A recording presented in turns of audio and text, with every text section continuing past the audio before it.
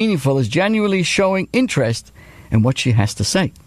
Asking your colleague for his opinion goes much further in promoting his self-worth than saying just a few nice words. They say that actions speak louder than words, but words can also be actions. When you turn to your husband in a fashion boutique and ask, "What do you think?" you're not just paying lip service. By taking counsel from your husband, even when you're doubtful of his fashion sense, you're showing, not just saying, that his opinion matters. It's easy to disregard the views of children. After all, they're mere juveniles over whom we correctly have authority. But that would be a mistake. Young people have opinions and feelings too. If you belittle them, you diminish them as a person and reduce the likelihood of them ever cooperating with you in your efforts to educate them. The great scholar Rabbi Meltzer was once asked by a friend to test his son on the Talmud he was learning. And which is standard. What are you learning? How are you doing in school? The boy gave the wrong answer. So the rabbi kindly explained the correct meaning and asked the boy, "This is how I understood it. Is this what you meant?" The boy repeated the incorrect interpretation. The rabbi keeps trying to gently alert the young boy to the mistake that he's making, but the boy holds fast to his mistake. The rabbi and all those present were becoming irritated by the boy's stubbornness, whereupon Rabbi Meltzer left the room and began pacing the hallway, all the time repeating to himself, as if like reciting a mantra, "Respect for others means children as well. Respect for others means children as well." Having said this to himself more than a dozen times, he returned to the boy and said sweetly, "So tell me again, how do you understand this passage?" What a wonderful thought. Respect for others includes children as well. Rabbi Meltzer's strategy is not only morally superior, it's infinitely more effective. Constantly telling the boy what to think clearly achieves nothing. Paradoxically, discussing the child's mistaken view will sooner get him to change his view than directly pointing out his error. So they say, my friends, it takes a big person to admit a mistake. Putting someone down makes them feel small. Of course, they won't be inclined to acknowledge an error. Show another respect. Even when he or she is wrong, you will be more likely to have them on your side. I suppose in the end, you can call it simple self-interest. Showing respect for others is the surest way to gain their cooperation and support. It is so important to treat people with respect. Arrogance and speaking down to people are some of the ugliest traits. They divide us.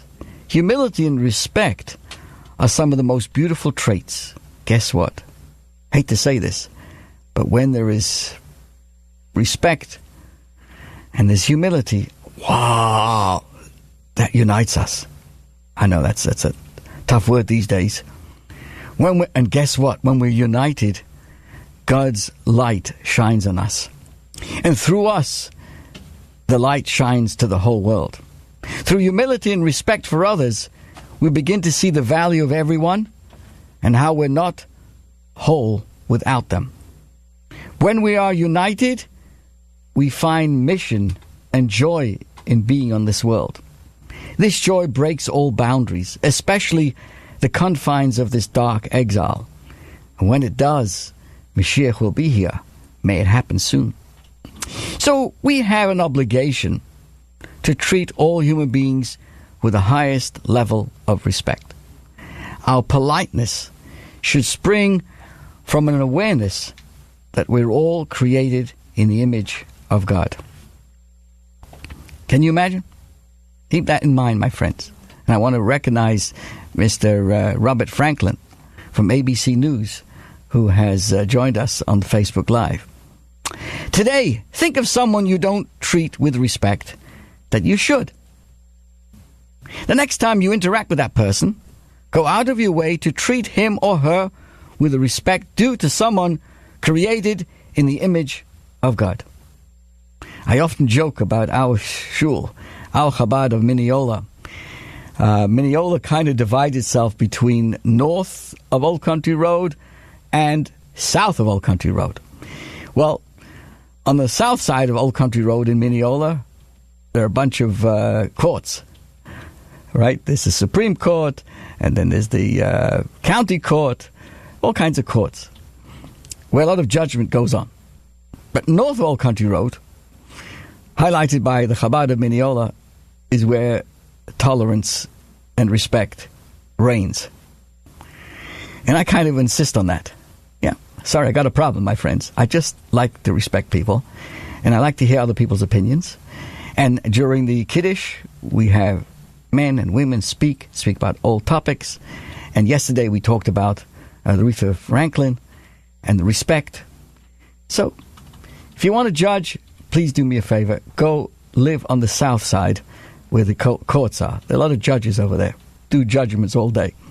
But if you go a little north, you'll find our Chabad at 261 Willis Avenue, where we go out of our way to create an environment where we respect, we identify, and we recognize that everybody is created in the image of God. I'm not saying the judges don't on the south side, but the idea of judging other people is not part of my trying to overcome any of that kind of thing. Although, let's be honest, we're always being judged. We're always judging other people, what they dress, where they go, and what kind of car they go, what zip code they live in.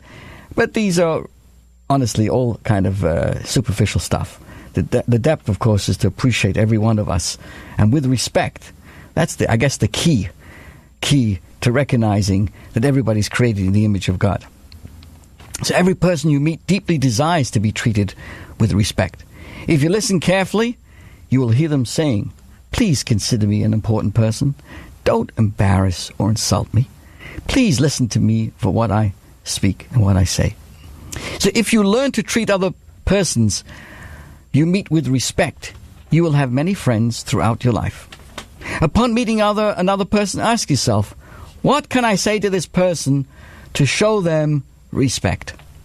When the Almighty made the world, He took into consideration even the smallest of creatures. He did not give life to any being for which provision has not been made in the world. There's room for everybody. The idea that no creature is insignificant for the Almighty's loving concern means that every living thing on earth deserves respect because it bears the stamp of the Almighty. We ought to respect ourselves too, as creatures of the Almighty. Important thing, right? To remember all of that. Most of us have someone that we need to answer to in one way or another, whether it's a supervisor at work, a teacher at school, or a parent at home. There's usually someone in our life that plays an authoritative role. Sometimes these bosses enjoy reminding us constantly of their authority and like to talk down to us. And other times they'll choose to treat us with the utmost respect and kindness. Interestingly, we all find ourselves in the exact same authoritative position countless times throughout the day. There are many people in our lives over whom, if we choose to, we can exercise an enormous amount of dominance and control. We can treat these people most any way we see fit, usually with little or no consequences. For example, this can happen every time you interact with a waitress or store clerk or any hired help. Since these people need to listen to us, we have the potential to treat them with outright rudeness and disrespect. I can't stand that. I love to say thank you to the mailman, to the UPS guy, the guy who comes to paint, and the people who do the landscaping. My friends, there's room for everybody. The reason why you'll sometimes see people acting this way is that they believe it gives their ego a boost to boss someone else around. We all have a desire to, on some level, to be a position in authority, whether it's in business, in politics, or community. So in an unconscious effort to fulfill this desire, some people will simply choose to treat others in a manner that they like to rule over them and act as if they're it.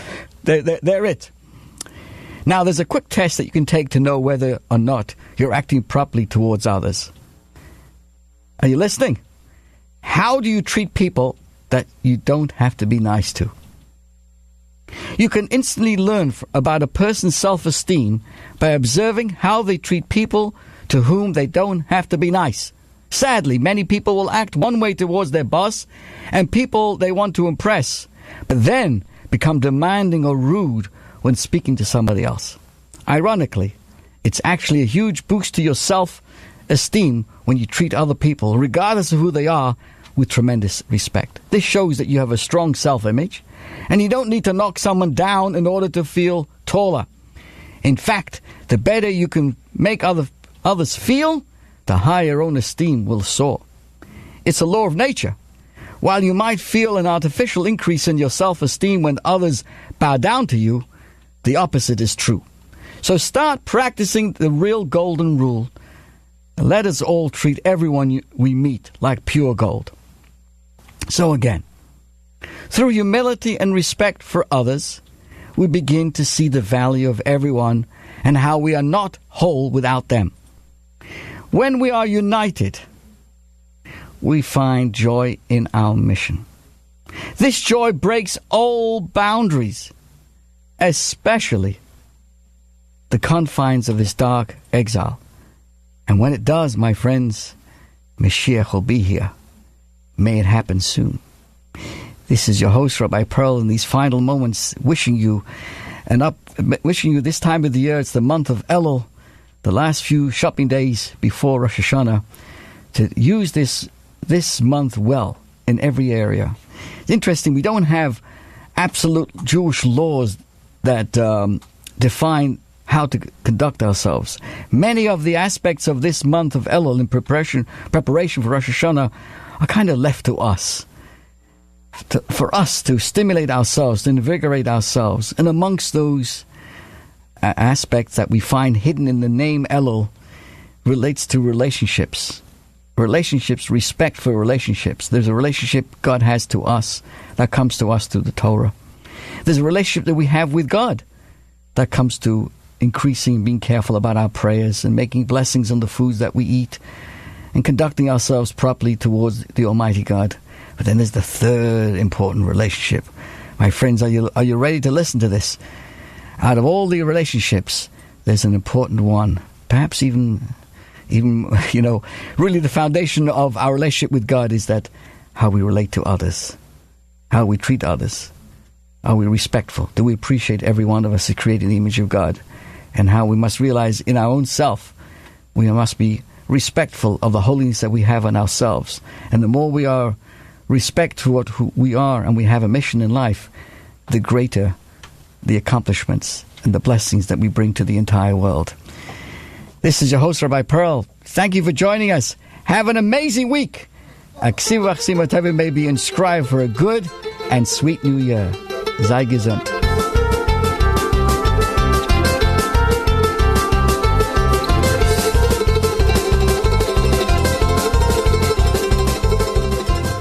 This portion of programming on 90.3 WHPC is brought to you by the Center for Workforce Development at Nassau Community College. Did you recently graduate with an engineering degree, or are you close to finishing an accredited program? Need help preparing for the fundamentals of engineering exam to become a professional licensed engineer? Gain the knowledge, skills, and confidence needed to pass the exam by taking the Fundamentals of Engineering exam preparation course. It takes place on Saturdays from September 29th through May 11th. More information can be found by contacting the Center for Workforce Development at 516-572-7487 or by visiting ncc.edu.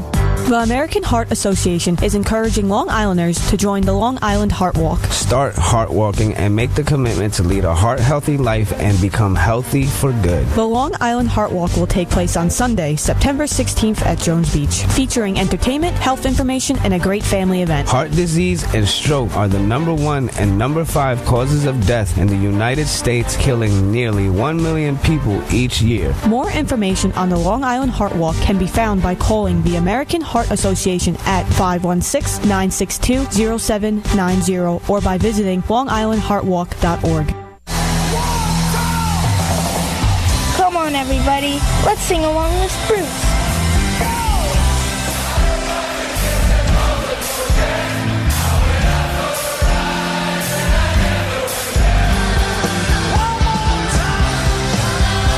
Join me, Kim Tracy, for the music of Bruce Springsteen and the E Street Band on Thunder Road, Sundays at 1 p.m. on the Voice of Nassau.